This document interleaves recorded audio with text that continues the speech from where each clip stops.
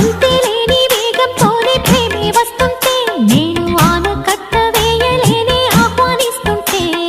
పట్టే తప్పే విరహంలోనే మునిగిపోతుంటే ఇంకా క్షేమంగానే జీవిస్తాని చెయ్యందిస్తుంటే